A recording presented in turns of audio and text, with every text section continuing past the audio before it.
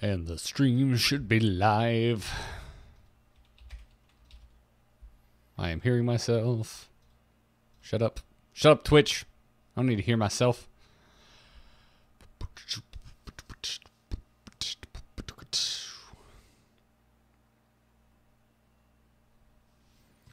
Hey, Sebanisu, how you doing, man?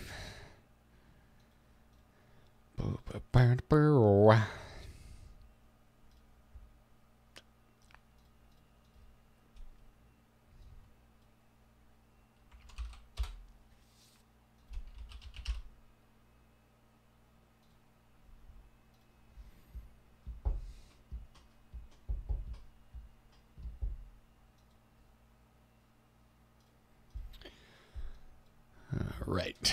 Just waiting for Kyle to join us. Apparently he's putting on a shirt. Brr. Not important, not important. Clear all that jazz. Make sure my phone's shutting up.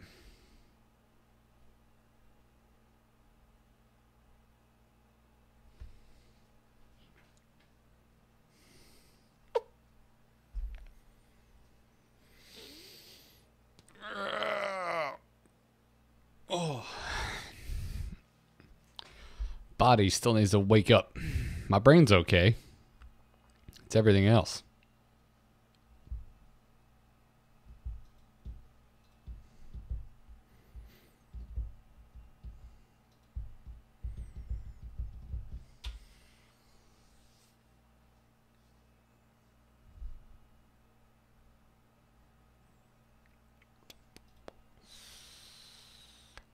Brr.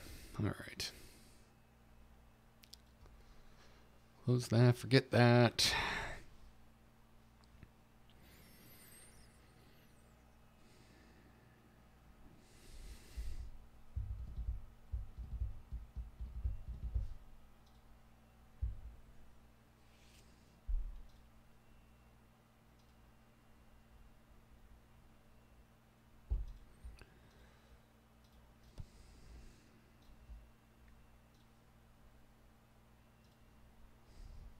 I think we've got a Kyle.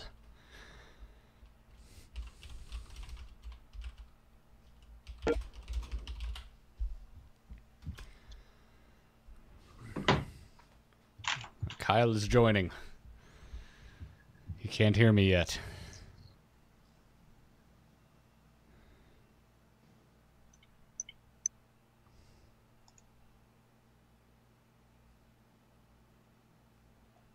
All right, I made it. Morning, sir. Morning. Stream is live in case you didn't see my message. Cool, cool. All right, live people. I'll be right back. I'm sorry, Garrett. I'll be right back. All right, that's fine. I'll be ready. Cool.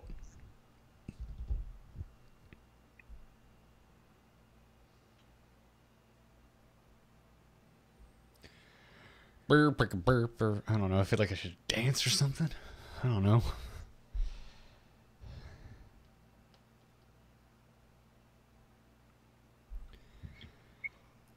Whew.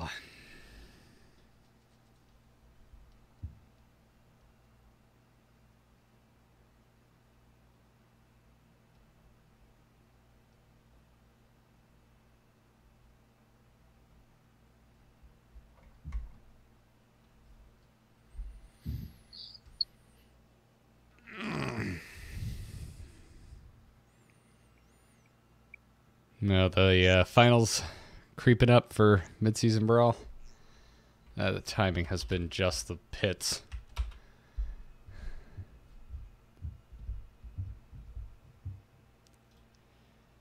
Let's check heroes. What's going on there?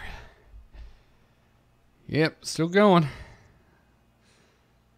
I'm hearing, when I talk, some type of weird tessellation every now and then. Check, check, check. Getting excited. Ah, that's gone now.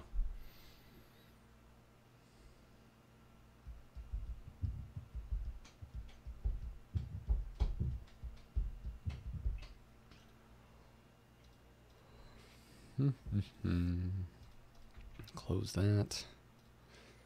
That's good. Not important. Cool, cool. Moving on. There's a Kyle.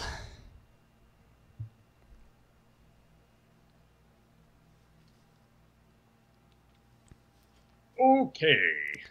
Morning, sir. Morning.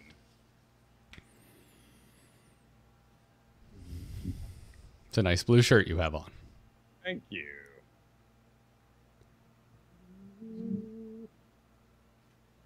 Alright, then, what do I got? Some red in my face. You got what in your face? Got red in my face. Red in your face.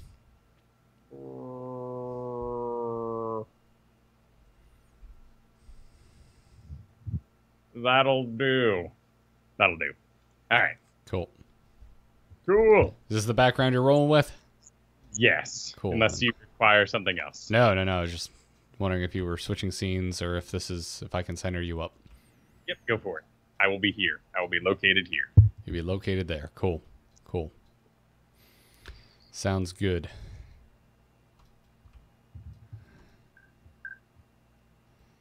Let's get a Kyle there. Sweet. Woo. And whoa. Why can I hear myself all of a sudden? Hello? Hello? That was weird.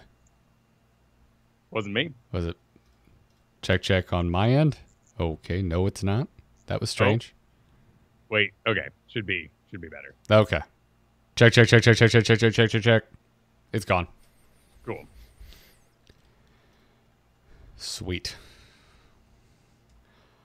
All right. Any questions or comments? None. None whatsoever. Okay, cool. I don't know what I'm goading you into at the beginning of the show, so we'll see how this goes. I should have added things, but I got workout took extra long because I was sleepy. All right, no worries, man. We'll figure it out. But I saw Incredibles. You can use that if you want. I haven't, so cool. We're gonna start with this.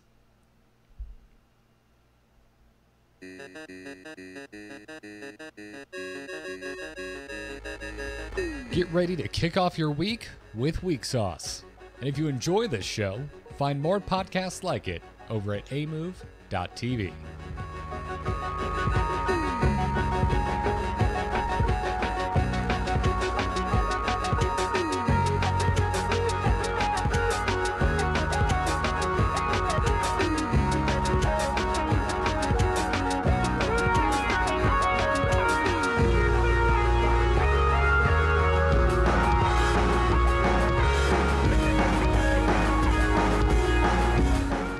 Happy Monday, Kyle. Happy Monday, Garrett. How are you doing this fine day? I'm doing good. You're like whipping your hair all over the place, man.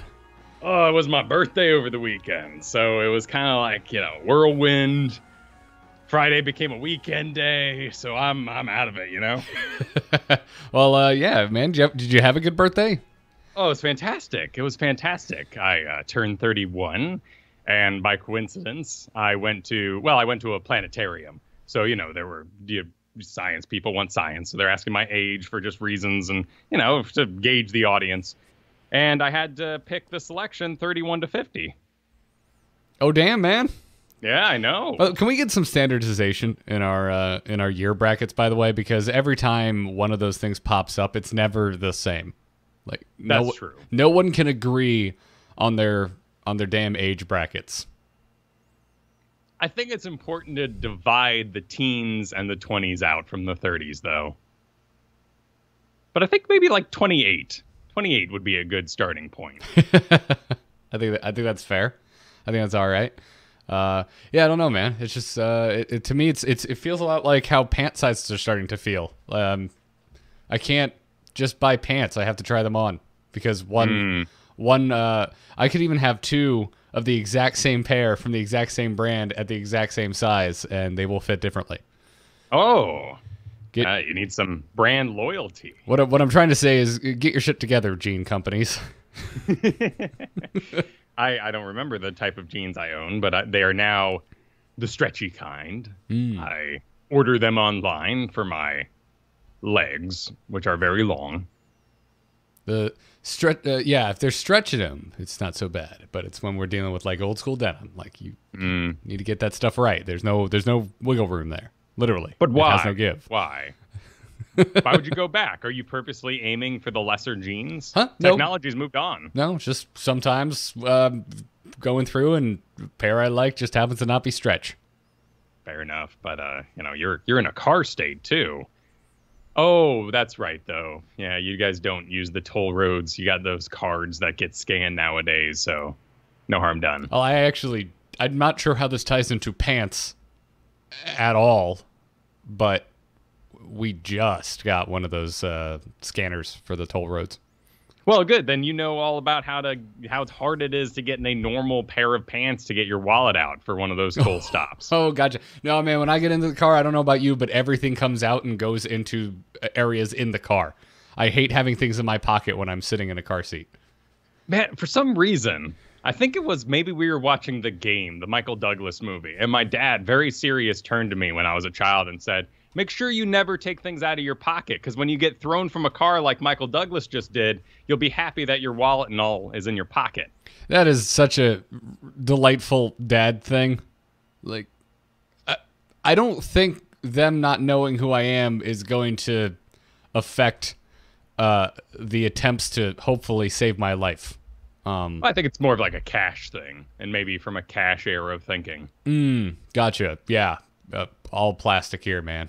Those cards are getting canceled if they are ejected from my vehicle. My dad's got he always wore one of those like zip 'em up belts when he traveled, and then had like the sock pocket. The sock pocket? Yeah, like his cash would be distributed evenly across his body. So he'd have a little bit in his wallet, a little bit in the zipper behind his belt, some in his sock. What happened to our parents growing up, Kyle? Because the 80s. I've never once heard a story of either of my parents getting robbed, but they sure acted like they were accosted by villains at every corner growing up. Maybe it's because we have the city of the internet, where we all participate in seeing horrible things from across the world. It kind of evens us out. Whereas they had the nightly news, which was literally you in your hometown are in trouble. Gotcha. So we have a world perspective that our parents didn't have growing up. Is that what you're saying? Exactly. Okay. Exactly. Everything's screwed for us. Whereas them, it was just their hometown, so they had to be careful. Yeah.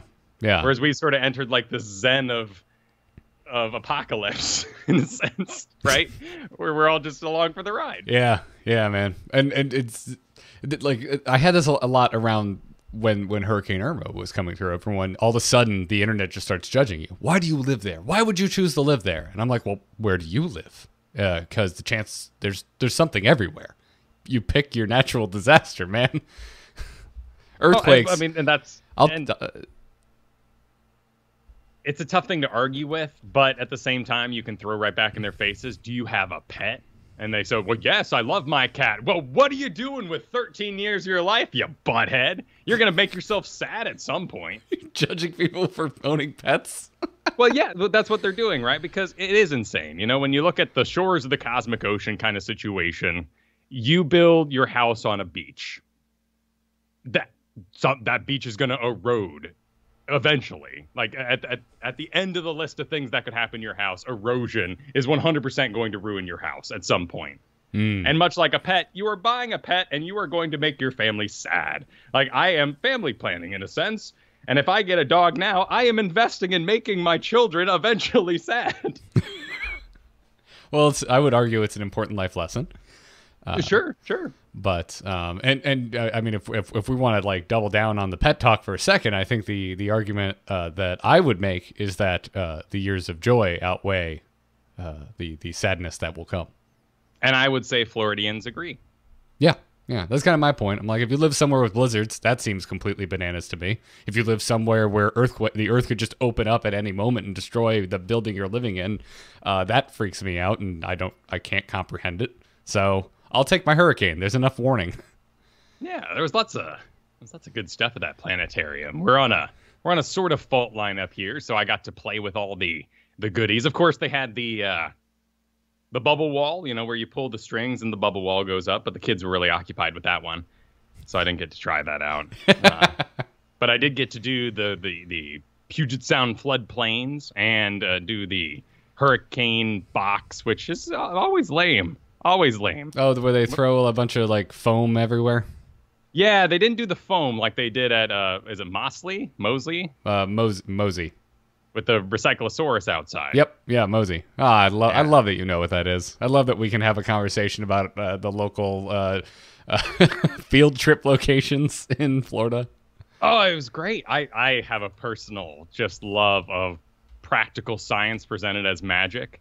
And I always enjoy getting my mind blown a little bit. In particular, the Seattle one we went to for my birthday was incredible. But one of my favorite things was that their dinosaur exhibit was out of date and they had signs all about it. And they sort of owned it by making it part of the display. So every dinosaur model in there had a sign on it that said, as the 80s understood it. And then there were videos next to it showing how our understanding and our visual concept of dinosaurs has evolved since that point.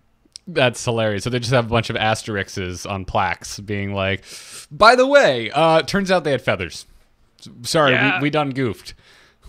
Yeah, they don't all have sweet Jurassic Park colorings. Heads are probably wrong on some of these guys. Though I did learn an interesting lot about space, of course, because it was the planetarium. They had the Juno exhibit going on.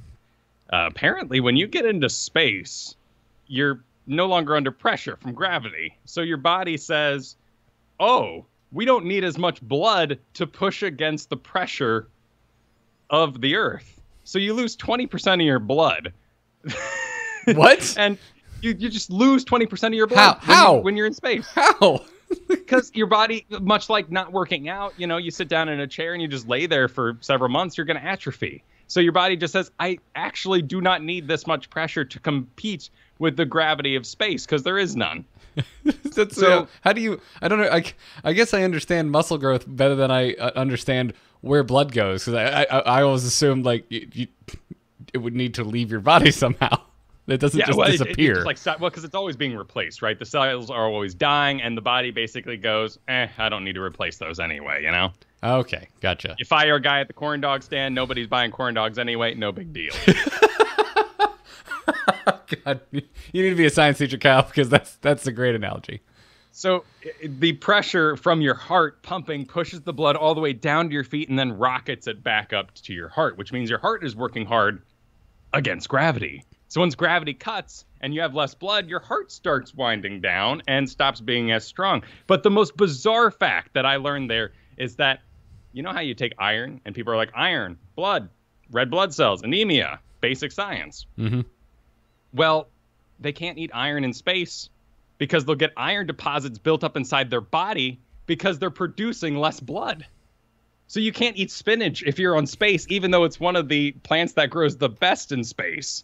Because there's too much iron, you'll get deposits in your body and possibly die of iron poisoning. Plus, you know how iron's magnetic? Well, it's actually really good at giving cancer, too. I knew none of this. I also didn't know that spinach was like, A+ for growing in space vegetable. It does pretty well. All right. But well, you can't have it.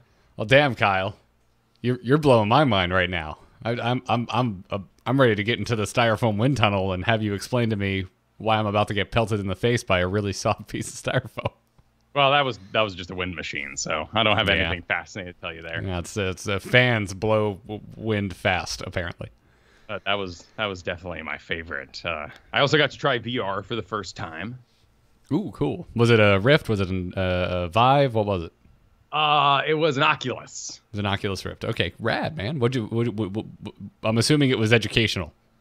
I mean, sort of. It was a display on VR, and they let me play this game where I was a flying firefighter. A flying firefighter. Yeah, one hand was the rocket, and you controlled it by tilting it and moving it around. And then the other hand was your hose, and you flew around a city putting out fires. Oh, that's cool, man. Yeah, I still have not tried VR either. So what'd you think? It was impressive. I was definitely instantly a believer in it. What's your any motion sickness? No, but the way the firefighting flying game worked was I didn't move myself. I was moving based on the orientation. The sort of hand rocket. Yeah. Okay. Gotcha. Okay. So that helped, and then I was in control of my view, much like the guy driving the car never gets sick, but the passenger's dying. So it was okay. And like the helmet didn't quite fit right, so it kind of had some bottom fuzz because my eyes weren't dead on, and I was okay. I felt like I had gotten off, maybe like Peter Pan at Disney World. Certainly not like the Hulk, or certainly not Harry Potter, which is on the top of the spectrum. Actually, beyond that Spider-Man atrocity. I love that ride. Don't you talk bad about Spider-Man. Don't put 3D glasses on a moving vehicle. Oh, it's my favorite rides, man. I love it. Oh, freaking Gringotts, the Harry Potter ride at Universal Studios. That's like the best ride in any park right now. Oh, super impressive, but definitely a motion sick fiesta. Not as bad as Star Tours, though, man. The way the early 80s vibrates. Oh, I love old school simulators, man. They're my favorite. And then they do the Yahoo, and they do the turn. And it's like. Yep, I love it. It's my favorite thing in the world. Now I want to go back. I'm gonna go to Disney now. You make me want to go to Disney. Thanks, Kyle. Enjoy. Yeah. It's all yours. I literally ride that ride with my eyes closed. And I'm gonna wear sunglasses too. Like my kids are gonna want to go on there, right? And I'm gonna be like, oh, of course, Dad's cool.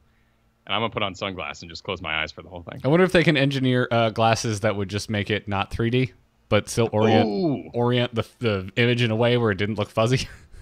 I really appreciate when there's a non-motion seat. That can help out a lot.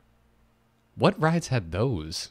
They're usually more of like you know how Back to the Future was? Oh, with the Stadium DeLoreans. Yeah, exactly. And there you aren't entirely encased inside of it. There's little chairs off to the side where you can enjoy the ride without the motion. Right, you're basically sitting in a seat looking at a giant screen. And in that case, there were just a bunch of little DeLoreans that I think held about 6 people, and they would move. So they had ones that didn't move? On some ride. I don't know if the DeLorean did, but you know what I mean by having the bonus. Yeah, now I get it. If you're in that stadium, if it's just a giant room with a bunch of individual cars looking out into the same room onto the same screen, and it's just a large screen, that makes sense. You can just have a non-motion chair. But if you're doing Star Tours, which is completely enclosed in essentially a vehicle sitting on top of a bunch of hydraulics, you would just have to make an entire special room that didn't move. Oh, even better, what if there was just one chair with lots of pistons? Just keeping the guy perfectly level, like an owl on a branch. I'd be very interested to see. Although that might make you feel even worse because the screen would be moving around and you would just be sitting there watching the entire room move around you. Oh, that's right. The room and the screen would be going. Yeah, there's not much hope there. That'd be bad. Yeah, they just need to. When one breaks, they should just sell it as a feature. Be like, and our non-motion room. Well, at this point, I've basically memorized the ride. You got the 3D glasses to obscure the vision of children, to make fun of you. So I think I'm okay. I'll just keep my eyes closed. All right, sounds good. That bums me out to hear, dude. I love Star Tours. It's one of my favorites. Oh, there are many other things that could be wrong. I'll take motion sickness. Great. Well, I had such a weird last week. There's so many places we could take this.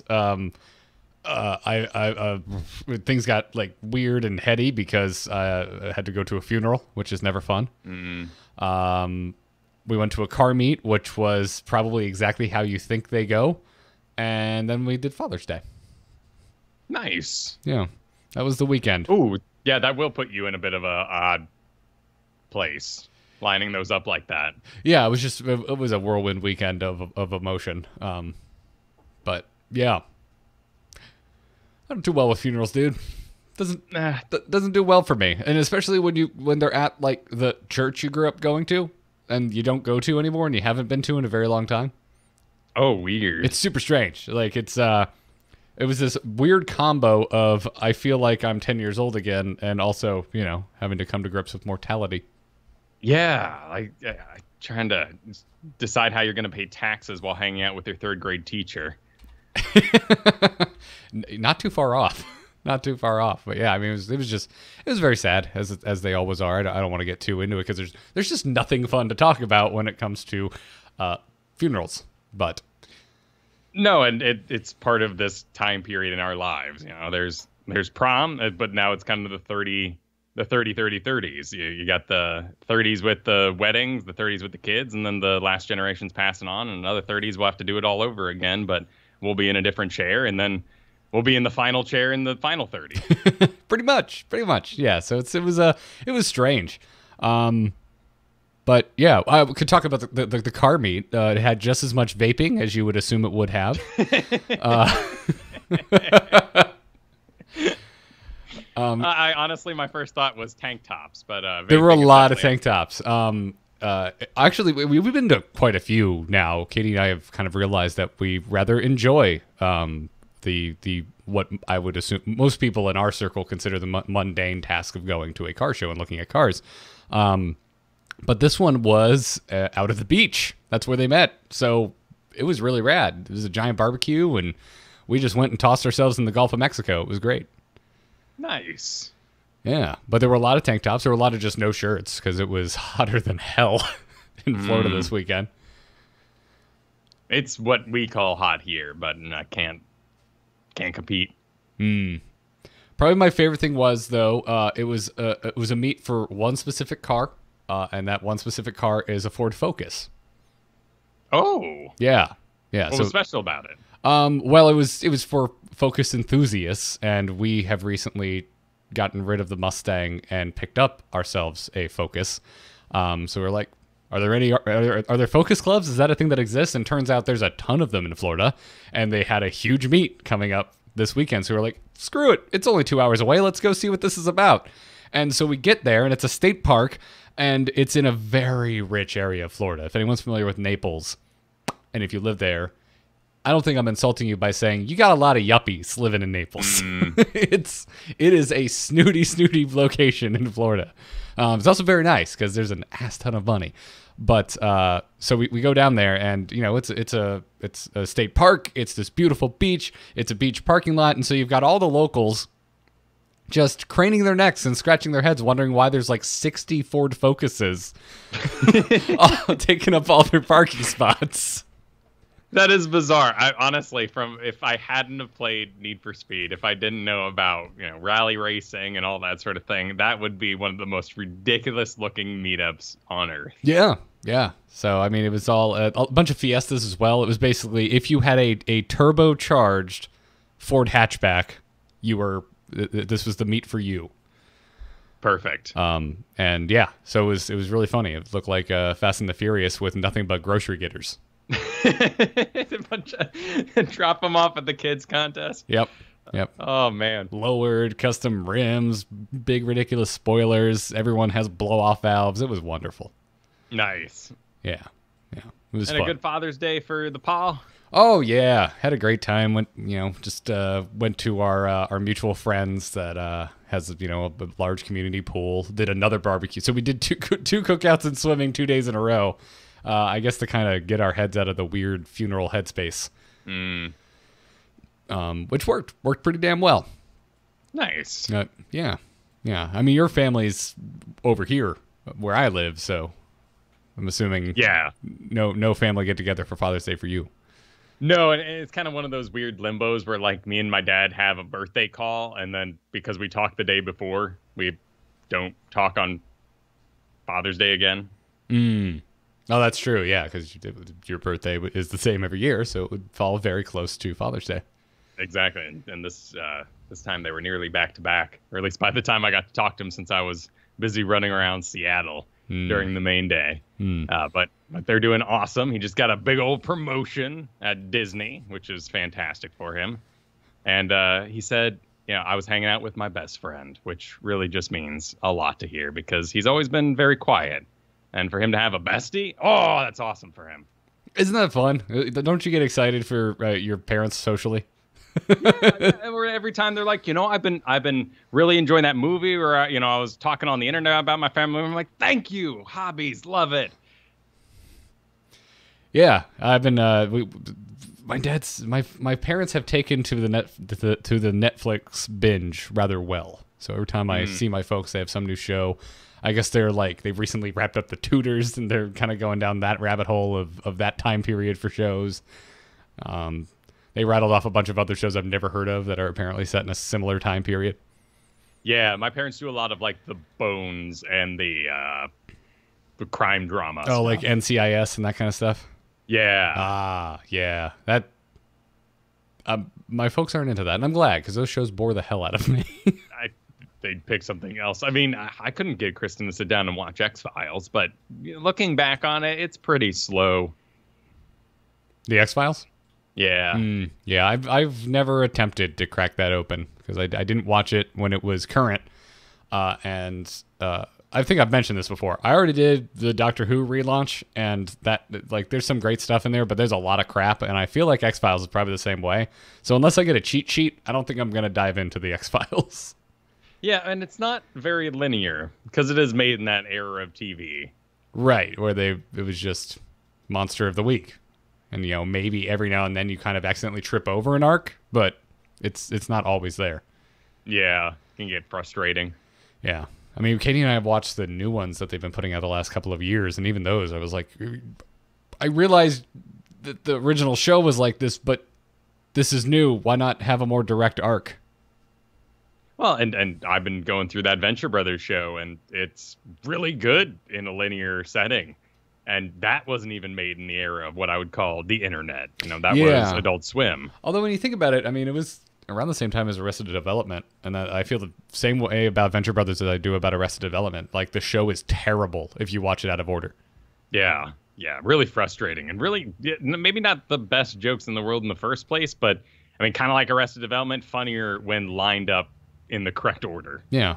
The one that kind of breaks that I find breaks that surprisingly is Archer. Like, Archer has a lot of callbacks, but I feel like just random sparse episodes totally work by themselves. That's fair, and it is a lot more episodic. And granted, there's like the little baby Seamus and things that you might kind of need to understand, but not really. Yeah, it's not the biggest deal in the world. Like, if you don't understand the, do you want ants callback or something? Like, it's one thing and then they move on. I went to a cat cafe, Garrett. What the hell? Is it exactly what it sounds like? It's exactly what it sounds like. You order coffee, and then you go hang out with cats. Okay. Do you bring your do the patrons bring the cats, or are the cats provided for you? The cats are provided for you. So basically, it's a coffee shop, and then it has a sort of bonus room on it. So people are coming in, coming out, getting coffee, in Seattle. But there's a bonus room that you can pay, I think it was $10 to hang out in for an hour while you sip your coffee and other closed food objects. So where do the cats come from? Are they working with a cat rescue? Yeah, exactly. So there's a bunch of, pounds and rescues around Seattle, and they have like 3 resident cats that are basically the chillest, laziest things you've ever met. And then they bring in kittens and other sort of animals to socialize, things, particularly ones that would just be miserable in a cage waiting for other humans to get with them. Or even there was one like old lady that everyone loves, and there was like a sign, "Don't touch the old lady," but she was adorable sleeping in her little hammock the whole time. And you wanted to touch her, but you couldn't. But you could play with all the other cats. And you're sitting there, sipping coffee, playing with cats. Dude, this sounds like my jam. The female cats had little roses on their collars, and the males had little bow ties. God, that. Why don't we have this here now? Now I want this. Katie and I love going and stopping in on when the rescues set up shop, but we always feel bad because we're at Max. You've been to our house. It's a zoo. We're done. No more animals. No more freaking animals. But we love going and looking at kittens and whatnot. But we always just feel bad because we're not interested in adopting. So if there was just here's $5, here's $10, go play with the cats. Like, I'd be totally in on that. Exactly. You get the fulfillment of knowing that you helped entertain a cat, socialize it, but also you just sat in a room full of cats crawling all over you while you drank some coffee. And they had a doggy door, a cat door, a hole that they could go into. It was a sort of 2-room setup, and you were only allowed in one of the rooms. So if ever the cats didn't want to be by people, they had a place to go. They could just leave. Yeah. Yeah. They could just be cats and ignore your existence. Exactly. They could all be hiding in the back room the entire time, but they weren't. Kit Rich in the chat room is killing me because they're saying, "I'll have a large dark roast and a Zyrtec, please." Well, and it is important too that that the food is in a separate room and gets all set up and cooked there before the cats kind of come on. So sadly, it's not what you would imagine if you've ever seen kind of the Japanese cat cafes where you're sitting there like eating lunch and they're crawling all over you. No, these are closed containers. Man, that I would definitely go there. God, man, Katie would be all about that. It was fun. I mean, I definitely feel pretty schooled on. I felt proud of doing Kristen's birthday, but man, leading with the cat cafe into the planetarium, and then we were there at that planetarium for an IMAX for Incredibles 2. Ooh, how'd you like it? I haven't seen it yet. Oh, dude, oh man, it meant a lot to me. There may be structural problems. It's tough for me to get over how much I love Incredibles 1 and what Incredibles 2 meant to me seeing it. So I'm the target audience. Like everything about Mr. Incredible and his confusion and rage speaks so well to me. His frustration. I mean, you've seen the ads. Like the ads showed the jokes. Kind of like the old Hercules commercials did. Like by the time you get to the movie, you'll be sick of the jokes. But the actual story that wasn't revealed in any of the trailers is really good and a really sweet bad guy too. Dude, The Incredibles is my favorite Pixar movie. So I'm very excited to see Incredibles 2, but just haven't gotten around to it yet. And I will say I recently saw Cars 3 finally. 3? Oh, I don't think I've seen 2 or 3. Well, 2 is terrible. Just avoid it. Oh. But 3 is actually really good. What could make a Cars movie terrible? It's just boring and... Oh, you know what? Never mind. There is an answer. There's a hard answer for this, and it's Larry the Cable Guy. But he was in the first one, and that was yes, acceptable. But not as much as he is in the second. Oh. Okay. Yeah. It's just an insufferable amount of Cable Guy shtick. And not the good Jim Carrey Cable Guy shtick. Would that have been like... That may have been during his height, because I remember there was the Cars release where Larry the Cable Guy and what was it, the 3 redneck trio tour in the world or something? Be the Blue Collar Comedy Tour. That's right. And then who's like there's the chill one. There's the Jeff Foxworthy, Bill Engvall, right. And oh my God, I'm blanking on my Larry favorite. The Cable Guy. No, but there's a fourth one. Oh my Lord, he's actually my favorite of all of them. God, who was it? Ron White, who I love because he's just always smoking and drinking. Oh, yeah. This guy honestly looks like a James Bond villain. He kind of does. Except I've never seen a James Bond villain sweat that much. It's because it's a film, right? They're cutting in between. Yeah. So I grew up with a lot of Jeff Foxworthy because Florida. Well, my dad too had the tapes. Yeah, I'd rather enjoy everyone except Larry the Cable Guy on the Blue Collar Comedy Tour. I always felt kind of bad for Bill Engvall, like he was forcing the. He's just a family man. Like there was nothing particularly redneck about his stories. They were family stories. No, he just makes really good dad comedy. I thought he was really good at what he did. Like Foxworthy always tried to kind of lean into that, and I didn't think he was as good at it as Engvall.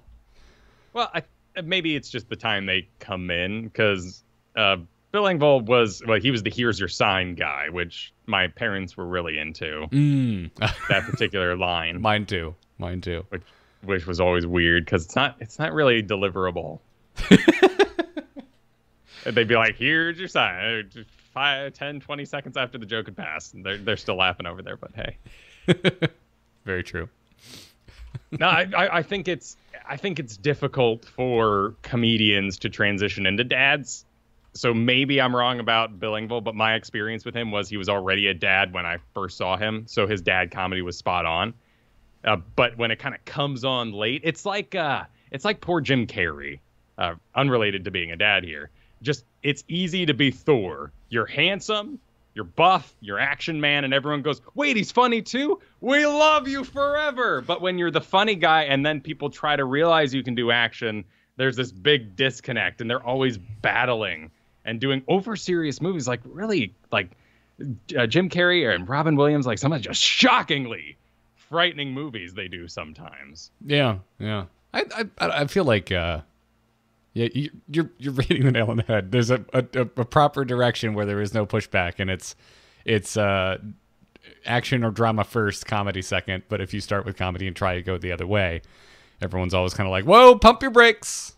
Yeah, I mean, look how many chances we gave Arnold Schwarzenegger. But if he had been a comedian, I don't think he would have had that shot. Well, but we're still like, oh, he got better. And even like True Lies, we act like that is an Oscar-winning performance, and it's okay. But for like Arnold, it's amazing. I'm not sure anyone is saying that True Lies is an Oscar-winning performance, Kyle. I think we all just love it because it's ridiculous and over the top. Right, but when you think about Arnold's kind of lineup of performances, True Lies is a damn good show. No, it is, yeah. He has emotion. He's a functioning father. It's peak Schwarzenegger. Yeah. Now I just want to go watch True Lies. Also, why does Bill Engvall Ultimate Laughs use the Jurassic Park font? That's frightening. Is it? I don't know. It's just some video, Ultimate Laughs, but it's using that sort of hollow Jurassic Park. Well, I mean, if it's a highlight on YouTube, it might have been fan made. Oh, that's true. True. But I also could be wrong. No, this looks like it's straight up. Yeah, it looks like it's an album cover. Sweet. Well, Kyle, I'd really like to thank you for taking me down a rabbit hole of the Blue Collar Comedy Tour, something I've never talked about on a podcast ever and never thought I would. You're welcome. I'm glad everyone knows that we have experience with it. Maybe we'll talk about The Masked Magician next time. Maybe. Anyway, Cars 3, really good. Not very much Larry in it. Incredibles 2, man. We're like, I don't want to overdo it. It meant a lot to me. It was phenomenally well balanced. And kind of like Zootopia, it had its points to make, but like Zootopia, it was just an expertly crafted film. Yeah. Zootopia, I felt, was a little on the nose. Sure. It's about 20 minutes in, Katie and I looked at each other and we're like, is this about a racist bunny? And then 25 minutes in, we're like, yeah, this is about a racist bunny.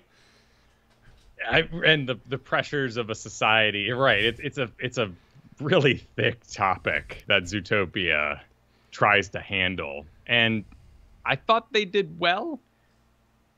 I wouldn't say that, The Incredibles tackles anything as,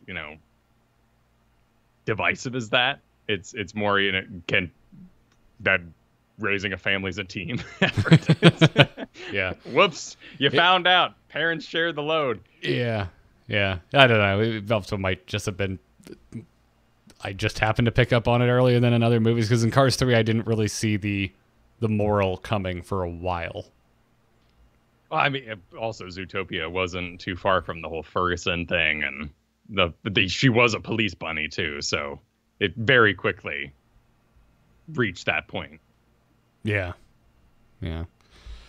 Well, I would like to transition and just ask you, now that E3 is over, we've seen everything. Is there anything that stuck out? Oh yeah, well, it definitely stuck out that I was a bit of a sourpuss last time. Sorry about that, everybody. I can trace some of this to history and being burned by previous games, but honestly, there's one thing right now in the world of game that's driving me nuts. I want to play XCOM 2, and it's still $90 freaking dollars. What? It's $60 or what? $50 for the main game and $40 for the expansion. And the expansion, much like Enemy Within, sits on top of the main game and adds more story. So I'm not going to play through some half-baked version of the game just to play it again, because it's a tactic game. When I beat it, I beat it. I picked it up over the holiday sale for real cheap.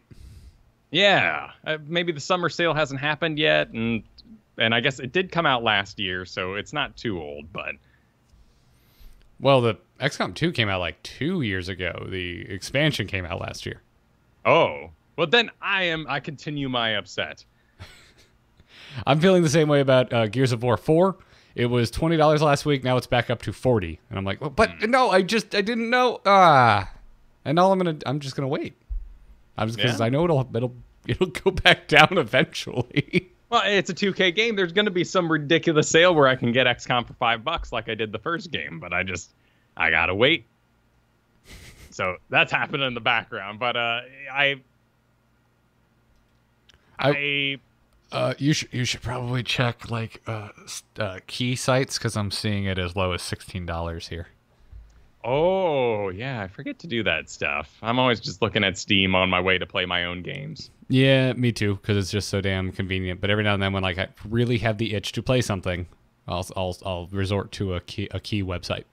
Yeah, I did that for Xbox Live because that just seemed ridiculous to me. Oh yeah, you can always get a way better deal if you. Well, like an absurd, like a deal that undermines the very existence of the thing happening. Like it's $50 or something mad like that. And I got it for $5 off a key site. Jesus, that's a really good deal. Yeah, I mean, granted, I was kind of scared entering my information, but nothing happened. I usually buy them when I see them like hit 30. That's when I'm like, oh, good deal. I'll get a year of Xbox Live for $30. Why not? But damn, dude. But yeah, any other games? Actually, I have a direct question for you, Mr. Mass Effect fan. One of the biggest Mass Effect fans I know of 1 and 2. Is that fair? Yeah, I think that's fair. What do you think of the next Assassin's Creed? I am ready for Assassin's Creed style gameplay again. I like how much it's been updated. The universe of Odyssey is fun looking. I like the inclusion of the ships. Honestly, it's been a burnout with the particular Assassin's Creed gameplay style and the quest system that doesn't really lend itself to telling a good story. And that's where I stopped playing Assassin's Creed. You know, I tried 3. I played good half of 2. And some point when I was chasing that guy through a tomb in 2, I went, wait a minute. I'm doing the same game in Batman. I'm going to go beat Batman. I'll be back. And I never came back. So you haven't played in a while. No. Yeah, no. I mean, with the most recent one of Origins, it has changed drastically. And then this one looks like it's changing pretty drastically too, which is crazy to me because I thought we were going back to an every other year thing because we had some big breaks before Origins dropped. But this is coming out this year, and it has a full-fledged RPG dialogue system.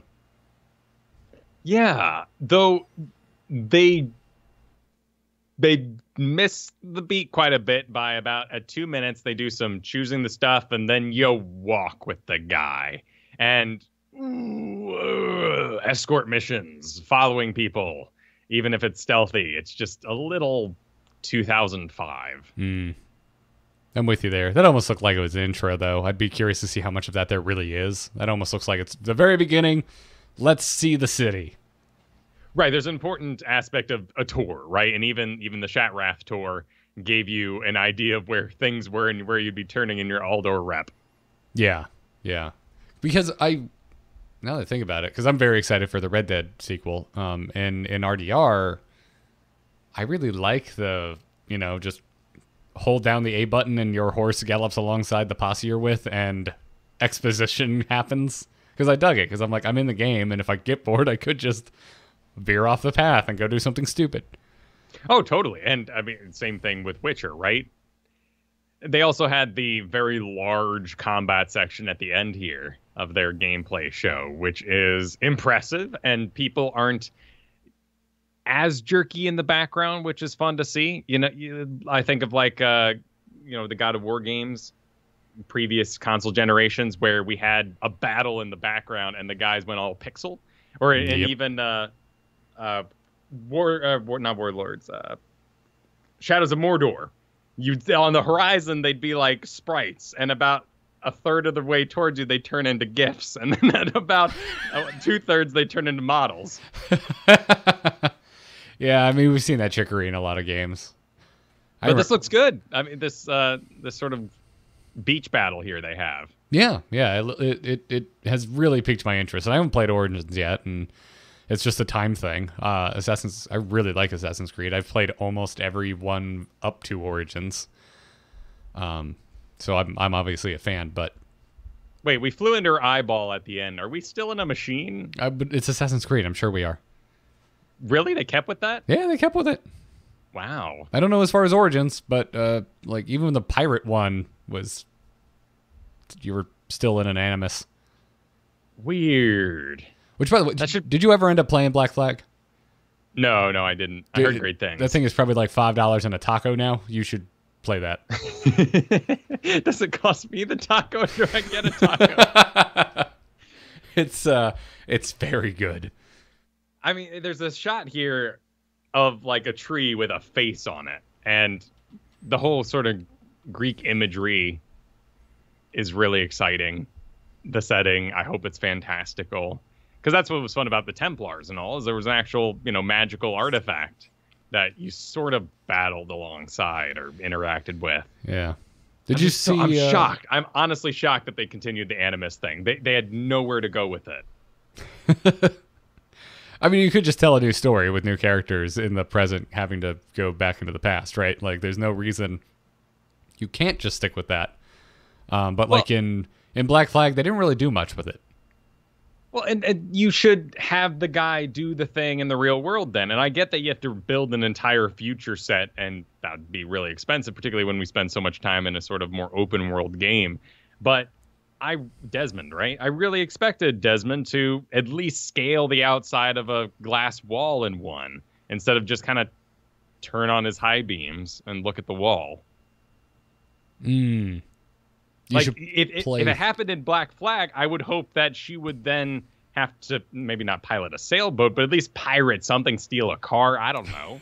You wanted to see, yeah. I kept waiting for that, and that more or less happens in 3, if you play it through to completion, to arguable levels of success. But yeah, like the person should, in unlocking their ancestral memories, now have the skills of their previous selves and do something cool in the real world. Yeah, I kept waiting for the original Assassin's Creed trilogy to just do an entire game that just took place in the modern, but they never did. And then that always kind of bummed me out. But I would argue that the original trilogy half stuck the landing. I didn't think it was perfect, but I thought they did a decent job wrapping it up. And it does service some things really well. The unsyncing when you die is a cool feature. Anytime they teach you something new, the training mode, like there's a lot of things to like about it. Yeah. Did you see any of Beyond Good and Evil 2? The one with the pigmen? I thought it was right. Yeah, there's pig people. There's gorilla people. There's just people.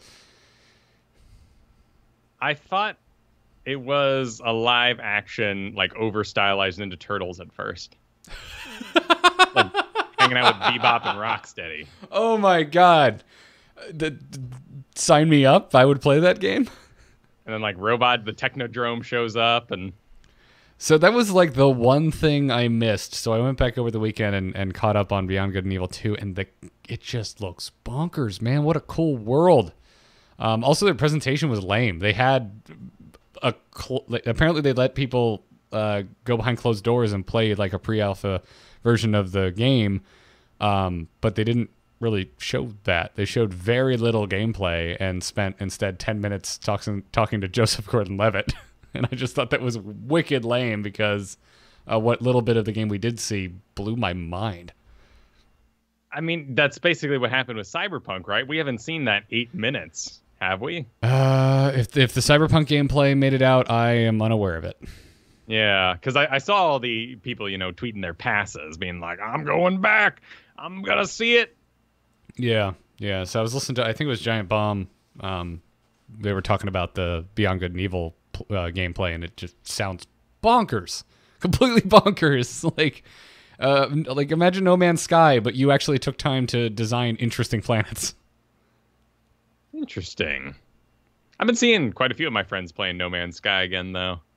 So maybe this reignited an itch that they need to scratch with that particular game, or maybe updates have actually caught up to something decent. Maybe. I don't know. It was like the one thing that I didn't catch because I didn't watch the Ubisoft conference start to finish, and then after the fact, it was just like hearing all this buzz about the sequel to Beyond Good and Evil, which is a prequel, and the gameplay looks nothing like the original game, so I'm not even sure why they're calling it Beyond Good and Evil, but Well, you've heard all the sort of list of things that has been released about Cyberpunk first person and all that. Yeah, it's in first person, which bums me out a little bit. I like my RPGs to be third person. Sure, I'm excited for alt fires, right? That a good shooter, third person, you always get caught in cover mechanics. I've never really felt like they have good alt fire guns. And when I think of alt fire, like I think it's a normal machine gun, but then you alt fire and it can shoot through walls, and you have like a see-through mode or something. Yeah. I'm fine with it. Like, I'm gonna play it. It's not a deal breaker, but I'm assuming if we're able to like make our characters and whatnot, and I get a little less excited about that when I'm just when I never see my character. Sure. I mean, I assume that they would switch us out for dialogue. We'd be seeing our faces because that's what they do in Fallout as well. Yes. Well, you can just, I mean, Bethesda games, you can just choose to play in third person if you want.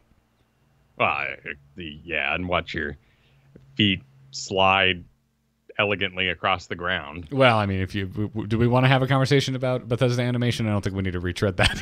No, but yeah, I'd rather ignore what I look like when jumping or moving. Fair enough. Loot-based games. I like to see my loot. Sure, I feel you. Yeah, but yeah, well, sweet. Yeah, I just think Beyond Good and Evil 2 looks just. I just love the look of it. It's so bonkers looking. It's such a cool setting. It looks like such a cool universe. Even if they're over-rendered pigmen. Oh, okay. So this is the camera girl. Yes, it was the camera game on the PS2, I believe. I never played this game. I remember seeing it in like GameStop all the time. Yeah. Oh wow. This controlled like Banjo-Kazooie. A little bit. In fact, is this made by Rare? No, it's an Ubisoft game. Huh. It just kind of has that bounce. That look. Yeah. I mean, it was the original was highly stylized. Did you see Ghosts of Tsushima? I am buying that game day one. Yeah, look, I am sold. The second I saw it, I'm like, oh, this looks like the nice version of that Dark Souls game I was trying to sell you on.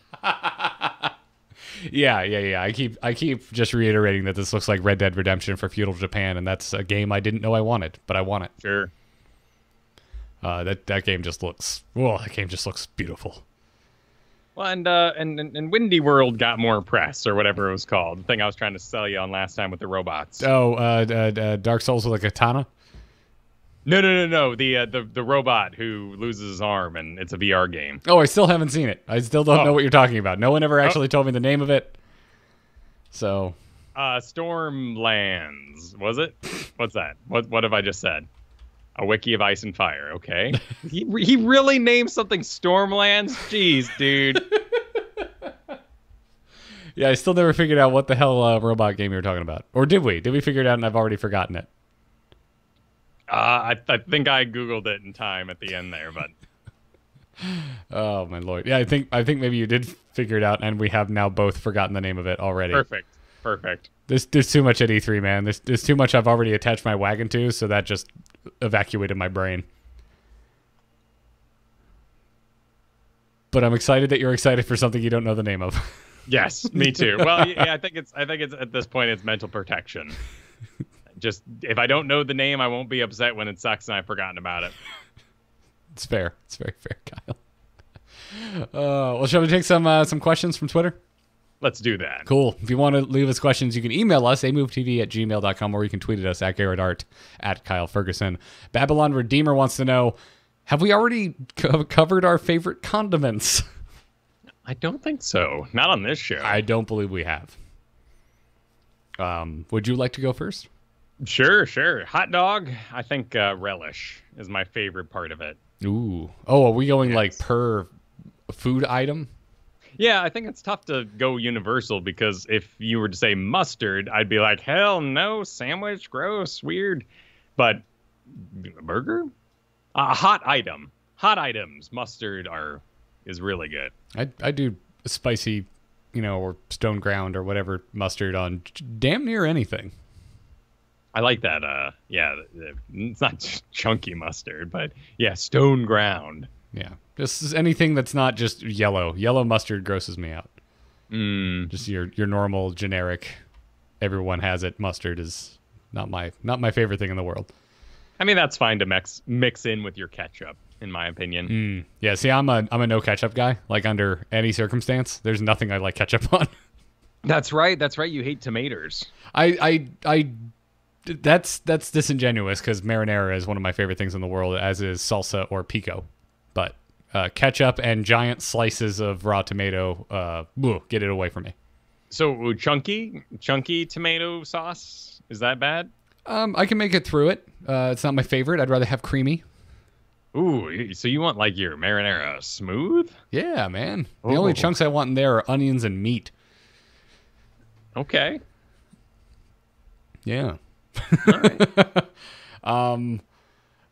Just like the first thing that comes to my mind is this barrels into like our favorite sandwich discussion.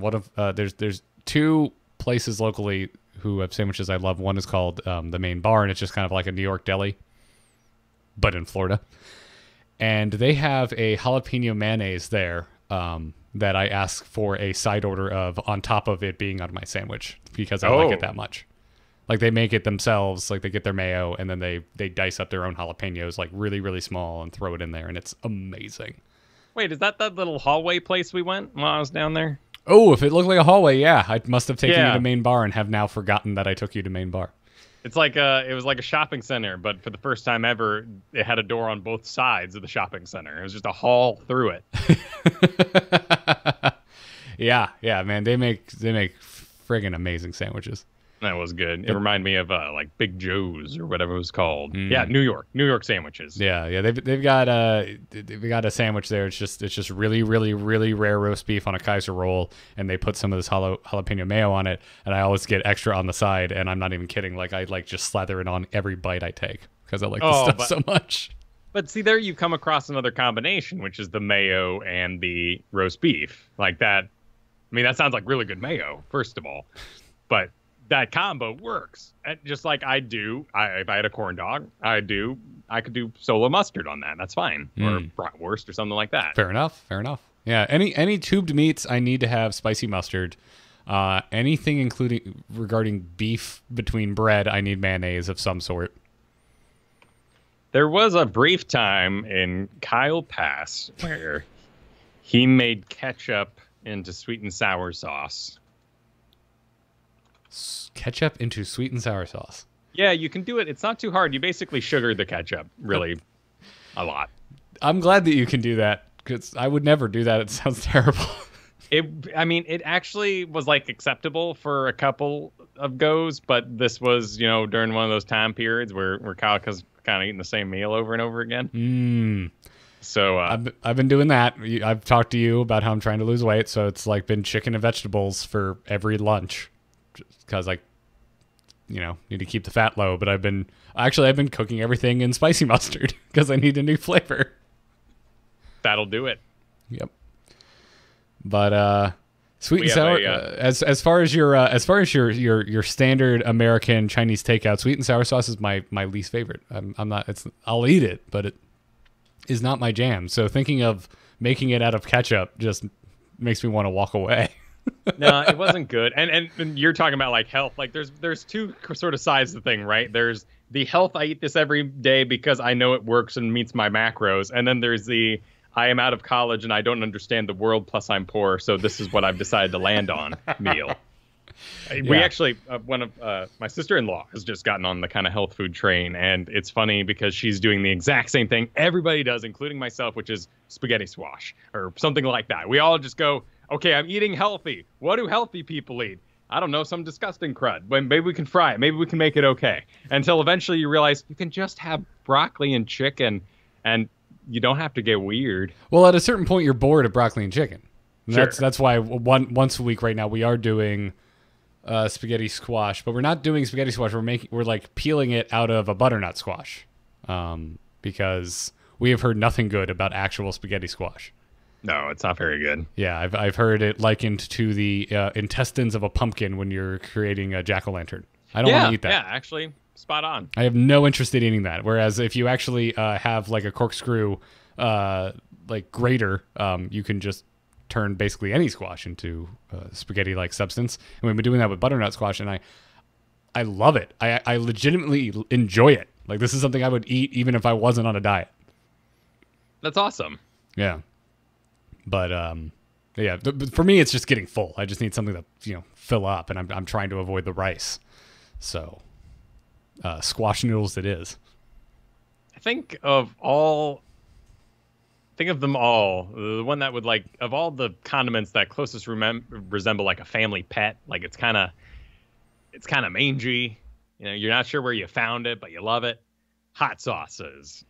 And in particular, the red pepper sauce from Trader Joe's. Ooh, good man. Good man. Something I can put on everything. Mine is Marie Sharp's habanero hot sauce. That can and does go on almost everything I eat. See, those are two perfectly acceptable names. We didn't have to get weird with our hot sauces. Like, I knew my college roommate it was delicious, but it was called Spank My Ass Santa Sauce. Oh, I've seen Smack My Ass. Yeah, or maybe it was Smack. Or the other is the one that my dad has is Dr. Aspern's, which I think is just the best damn hot sauce name. It sounds like you know exactly what you're gonna get eating that. It's actually not that hot. I'm sure it has varying degrees of heat, but it wasn't too bad. That's always a problem, right? I mean, like curry. They'll ask you how hot do you want it in curry, because the coconut milk, you kind of knock out half the hotness, but yeah, other things will just kill you. Yep. Yeah. I think hot sauce is fair. I put it on pretty much everything. I really like it. I think like maybe 5 years ago realized that hot sauce on burgers is the best thing ever. It helps a lot with eggs. I'm not a big egg man. Oh, you don't like eggs? They're okay. Oh, okay. The thing that disturbs me the most about eggs is that everything else holds the temperature, but eggs just are born in space and already freezing. I think that's why if you ever have breakfast with me, you will probably be added to the list of everyone I've ever met that's had breakfast with me that goes, you eat really fast. It's because I love eggs, and I love eggs to be hot. So my eggs just get inhaled within the first 5 minutes of my plate showing up. Yeah, I do hot bread, which holds it a little longer. And so the hot bread touches my tongue, and then the eggs on top are touching the roof of my mouth. So, no harm done. Yep. But now we're getting into breakfast, which was not the question. So, yeah, no. I would go with habanero hot sauce if I had to pick just one. You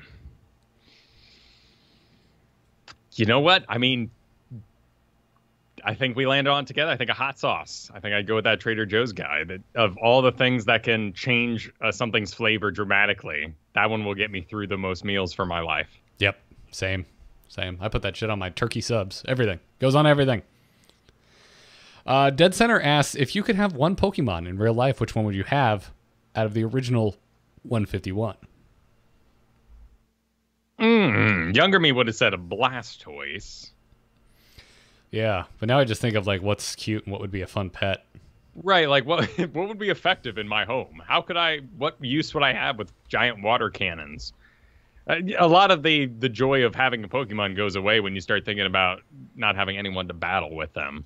So you start thinking, how could they be practically applied? I don't even think about that. I'm just thinking about it as a pet. Like if it's a pet and we're not fighting, I just want something kind of adorable, man. Maybe like a Sandshrew. Okay, yeah, Sandshrew. Sandshrew would be nice, Probably dig up your garden a bit. And probably. Sandblast the cat. Yeah, but it's also Florida. There's a lot of sand. You'd probably be very happy. That's true.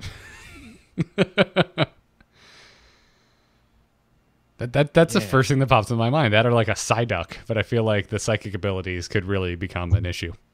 I get really stuck because Blastoise is my favorite, but really inconvenient. And I'm not going Wartortle because for no reason at all, he had like elf ears, and Squirtle's just kind of dumb. Oh, I love Squirtle. Don't you talk bad. Oh, you know what? I have my answer. It'd be freaking Cubone, man. Cubone's pretty cute. It would tick two very large boxes. One, having a pet dinosaur, and two, adopting an animal in need because it wears the skull of its dead mother. That's true. Which is just disturbing, but yeah, it was kind of like Joker gas. It's just kind of one of those things they threw at kids, and we're like, yeah, fun, woo. but parents can kind of think about it and go, wouldn't it have been better if like Joker just killed people? Jesus, this show's disturbing. That's my final answer. Cubone. I think I'd still go with the Blastoise. It'd be a lot of work, but I've got my passions. I decided a long time ago. You sound like someone convincing themselves to get a horse. Well, yeah. Well, it's going to be a lot of work, but it'll be worth it. We'll go to shows twice a year. Maybe we'll make some money back there, and the kids will love it. Oh, man. Kilmernock asks, since we just had Father's Day, what was the one piece of advice your dad gave you that you use every day? Wait, hang on. When you started breeding Pokemon, did they have to be highest form first? Would you start breeding? Yeah, when you breed Pokemon in the Pokemon games, right? I never played any of them where you could breed the Pokemon. I have played ones where you can, and I haven't really messed with it. Yeah, like if you put two Squirtles together, does it not happen? Do you have to do two Blastoises? I don't know. Can two War Turtles make a Squirtle? I mean, it makes sense for the stone Pokemon to be fine because they may not be exposed to moonstones and whatnot, so they need to replicate. And like Eevee, that's just like their passive form. But yeah, I don't know. Anywho, yeah. What was the question? Back to Kilmernock's question. Since we just had Father's Day, what was one piece of advice your dad gave you that you use every day? What advice did he give that surprised you? For some reason, my dad would always lean over to me and say, remember, these machines don't react well to bullets. From Red October. So I think of that often. So you're not violent towards your tech, is what you're saying. Yeah. I don't shoot the engine room, the nuclear silos often, thanks to that advice. My dad wasn't one for catchphrases, so nothing immediately comes to mind. But I would say that both my parents really pushed for me to like what I do for a living. Yeah, that was a big thing for them. Like they really wanted me to. They really wanted to kind of empower me to chase weird ass dreams, which for a very long time was art. And I would say that it clearly worked, given the bizarre life that I now lead. Yeah, a lot of them, like beyond sort of the empowering moments, the life lessons that you learned by being alongside them, are ticks that kind of come out at you when you're not really thinking about it. Much like the in the car there, if I saw Garrett take his wallet out of his pocket and put it in the cup holder, I'd be like, "What the hell are you doing, man? They could throw you from the car. You lose your wallet and your car." They're not exactly applicable at all times, but they certainly do come in very strong and are very powerful opinions in my head. I've noticed a lot of my dad appearing in working around the house, like prepping a little too much so that you do it right, hopefully the first time. I've noticed in the last 2 years that I've become really into the length of my nails. And when they get past a certain length now, maybe because I'm not digging in the dirt and I'm not biting them either. So, graduated to adulthood in that way. I just care. And I understand now why my dad would walk in and be like, "Ho!" And that's the sound he'd make. "Ho! You need to cut your nails." And he'd grab my hand and start having at them, right? Because that'd be offensive to me now. To see outrageously long nails. I got to tickety-tack on the keyboard. I got to get stuff done.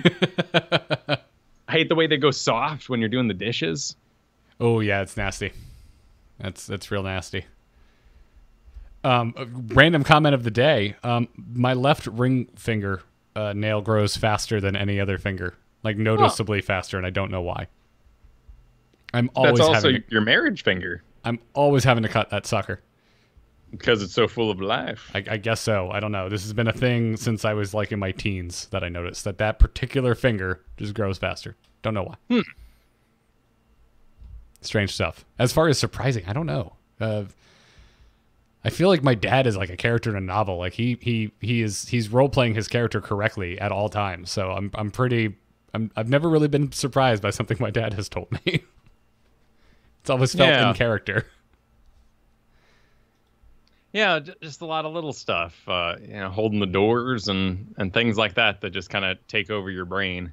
Yeah, yeah. My dad was very much into all that. Like, firm handshake, look people in the eye when you speak to them, hold the door open for folks. Not even like not specifically for women. Just hold the door open if someone's coming in behind you. Yeah, I mean, if you get stuck there, you are tall and can catch up. Oh my God, that you're talking about ticks now. That's a thing. That's because of like both my parents. Like, you hold the door open for people. It's something you just do. Like, so now that's a tick. If someone doesn't hold the door open for me, I get really mad about it.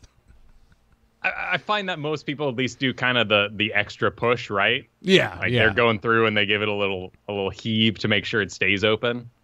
I mean, I would also say it's probably also just cultural because a lot of times most people do. They either give the push or they hold it for a second.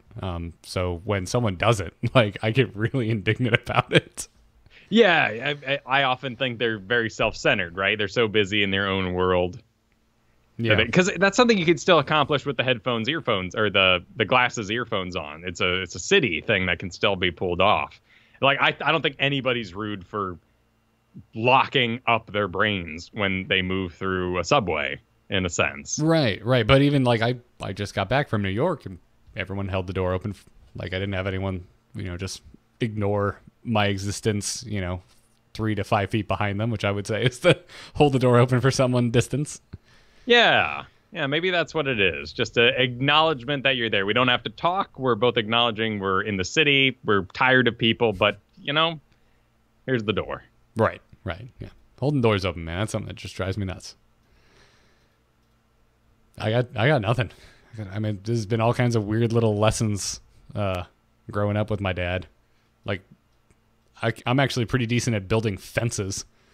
Well, I think it's like Bruce Wayne, right? We're there for all the action moments where he's always thinking about crime, which makes him think about his parents dying in an alleyway. Like, I'm sure there's moments where Bruce Wayne is doing all sorts of crap where he thinks about other things about his parents. So right now, we're not coming up with anything because they're situational thoughts. Yep. I tie a tie. I think of my mom. My mom taught me how to tie a tie. You don't see that with Bruce Wayne. No, I did. I actually did the handshaking practice with my mom, but she was in more of the corporate sphere, so she had experienced more handshakes. Fair. Last question for today. Professor WC wants to know how we feel about the current, quote, violence inspired by gaming resurgence that we are seeing in the news recently, and what do you consider a constructive way to address it? I mean, it's nice and fun this time, in a sense, because it's for a game that I'm not a part of. Is there a specific game that's being levied against? Fortnite, in particular. Are you pardon my French, are you fucking kidding me? I kid you not. Wow, people are stupid. Yeah, give yourself a little Google tour of Fortnite Christ. and violence in video games, and that is the #1 culprit. I saw the gaming addiction thing come up with Fortnite very recently. I guess some young child was officially diagnosed with gaming addiction, and I think they were like 9 years old or something. And of course, the headlines are like, "Are your kids playing too much Fortnite?" And to that, I always say, like, "Fuck you! It's the parents' fault." Like, if your 9-year-old is playing 100 hours of Fortnite in the week, it's not Fortnite's fault. Well, was I addicted to digging in the cow pies? No, I was stuck in a damn barn for 4 hours a day after school. Like, just, like sometimes it's just what there is to do. Sometimes you go to the weirdest places for your analogies, Kyle. But that's not an analogy. That's actually what I did, You I was stuck in a barn. You shoveled the cow poo? My sister rode horses growing up, so after school, I would get dropped off with her, but I didn't ride horses, so I would just play in the dirt, which was just full of cow poop or horse poop. So, building forts and poking the dirt and entertaining myself. Fair enough. Yeah, I don't have a constructive way to address it because I think it's the most obvious smokescreen and misdirection that there is right now. And there's a lot of obvious smokescreen and misdirection happening in the news at the moment. And this one just seems so blatantly obvious that we don't want to talk about the real issue. So let's go back to the 90s.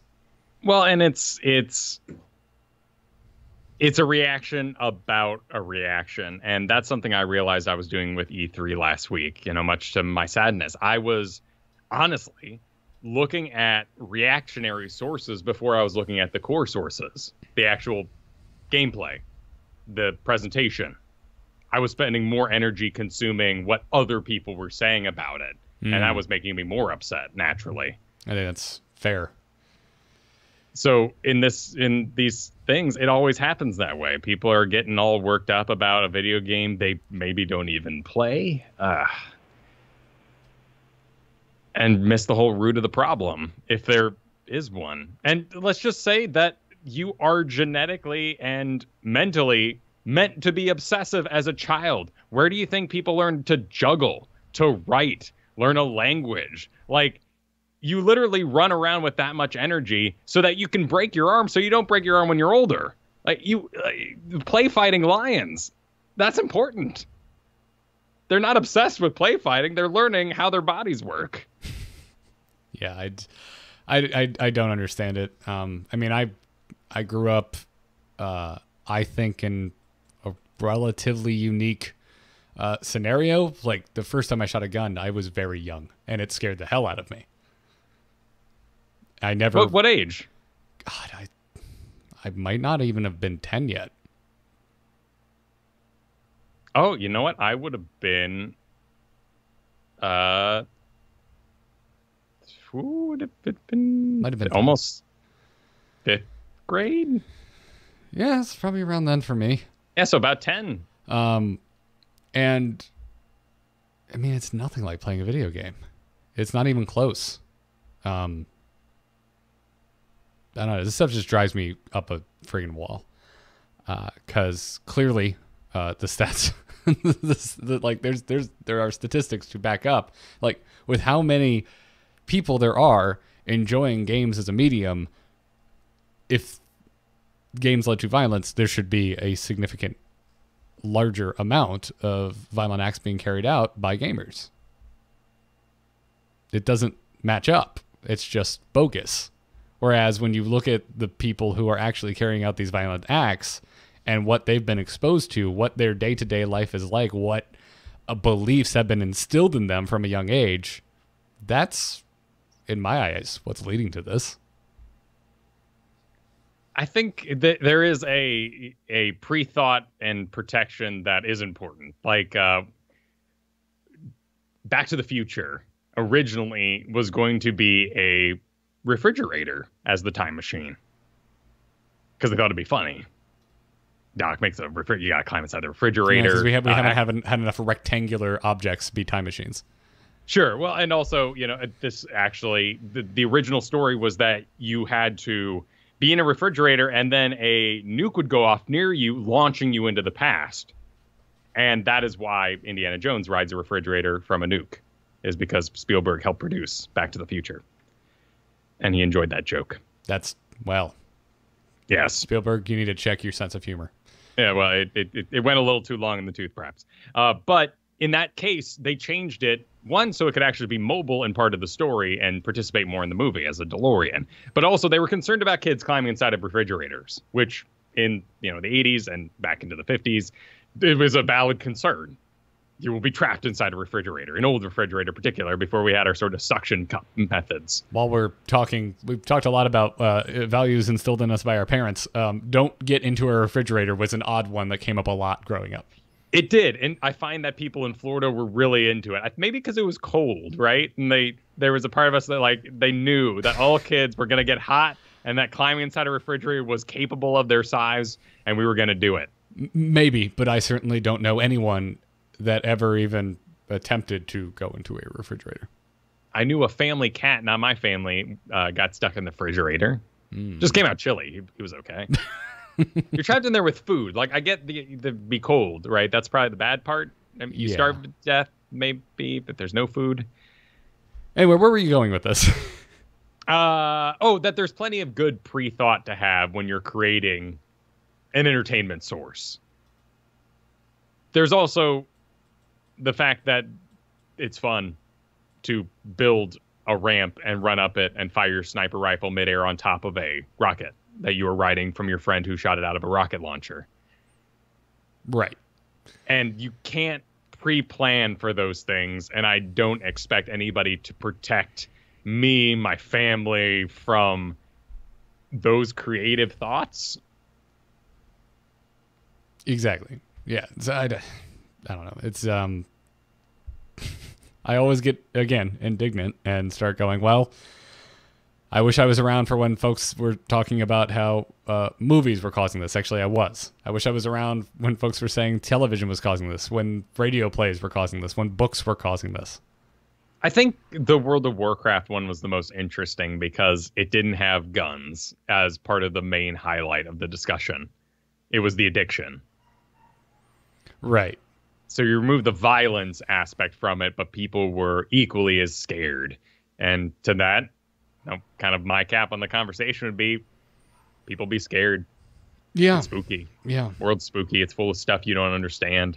And you're concerned about this stuff. In particular, you know, the kids are going to come home screaming about things you can't possibly comprehend.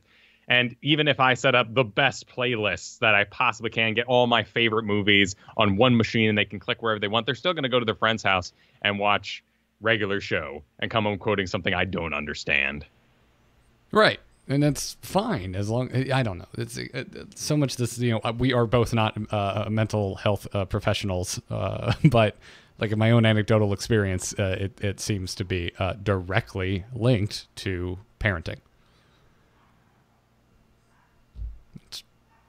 The kids who got into the most trouble had the most aloof parents when I was growing up.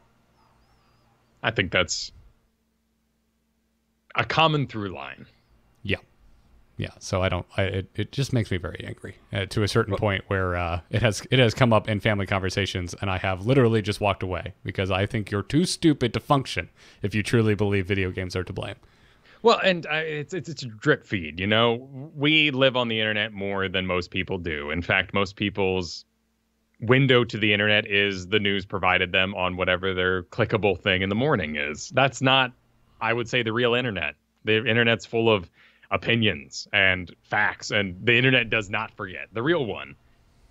The websites that run articles, they forget because they got to rewrite that same article in 2 weeks. Yeah. They already forgot how to blast your abs in 4 days. Yes, I have. And I feel like I should probably add that I don't think everyone should have their young child go and fire a gun to scare them away from using guns. I am just saying that that's what happened to me. And even though I never randomly came across a gun as a child, if I had, I would have stayed the hell away from it. Sure. And for me, too, at that age, it was presented well, and I can't guarantee that experience to other people. So we say, you know, oh, this 10-year-old, go fire a gun, you're going to have respect for a gun. That's not true at all. The guy who was presenting it to me, who was a firefighter, was in reverence of these machines. And when I felt the kick of a shotgun, I was frightened. And he explained to me well, and I learned to continue to fire that gun over the course of that month I spent in summer camp, became comfortable with it, but never lost that reverence, that respect for what it was capable of, because I had that instructor there too. Right. Yeah, that's not everyone has that experience. So, and particularly you might have, you know, more of a woo-wee, gang, you know, kind of experience too, which might make you think a little different about the object you're playing with. Yes, exactly. So that's, I don't know. It just, in my anecdotal thought is it links that. It's like when people are like, oh, you play a video game and it makes you want to go shoot people. I'm like, no, because I've shot real guns and video games are nothing like it. Not even close. But whatever the case is, it makes me angry, Professor. You're wondering how I feel about this. It makes me very, very angry. But yeah, more on that for years to come, I'm sure, sadly. But keep your questions coming. Tweet at us at GarrettArt, at Kyle Ferguson, or email us amovetv@gmail.com. That's going to wrap it up for this episode. Kyle, you're streaming like a madman. I am. And you can find me, well, just about now, as soon as the show is over at twitch.tv/Kyle Ferguson for some Heroes warm-up for the week. And I've also added a little bit of a bonus show for the next couple weeks, however long it takes us. On Mondays and Tuesdays at 3 p.m. Pacific, I'll be on twitch.tv/Kyle Ferguson playing Warcraft 3 campaign with Kristen, who has never played through that fine little story. With everything, with Yrel and all the Warlords of Draenor stuff, it's time again to experience the magic. Nice, dude. I'm so stoked for that. I want more hours so that I can watch the entire thing. I'm excited for it too, and it's a story that I know I've explained to her multiple times. I've got a Frostmourne full size here next to me. My original D&D character was very based on Arthas, so she's heard the story 1,000 times, but never seen it in action. I'm really, really stoked. I'm Garrett Art on Twitter if you're looking to follow me. All the podcasts that I do can be found at amove.tv. Got a new Angry Chicken coming out tomorrow. Got a new Embrace the Spoilers Westworld coming to you on Wednesday. A little late this week, but Jocelyn is working DreamHack, so we're going to be recording a little late. And all kinds of other swell shows over there. If you want to hear a lot more about E3, I had my buddy Chris join me again for an E3 wrap-up episode of R2T2. That's my usually solo show, but the last 2 episodes have been a duo podcast as we talk about E3. So go check that out. Search for R2-T2 wherever podcasts can be found. And that's going to bring us to the end. Thank you all for listening. We'll see you next Monday for the next Weeksauce. We'll see you Thursday for the next Into the Nexus. But until all of those days come and go, good luck and have fun. Take care. Good show, sir. Good show. Noise reduction time. Sweet. I am off to start my stream. Sweet, dude. Have a good one. You too. Which means I'm going to pull this out of my ear. And I'll hang out with y'all for a second and edit the show, but I'm going to split the stream. If you want to hang out, ask questions, don't go anywhere. Stream's just going to blip.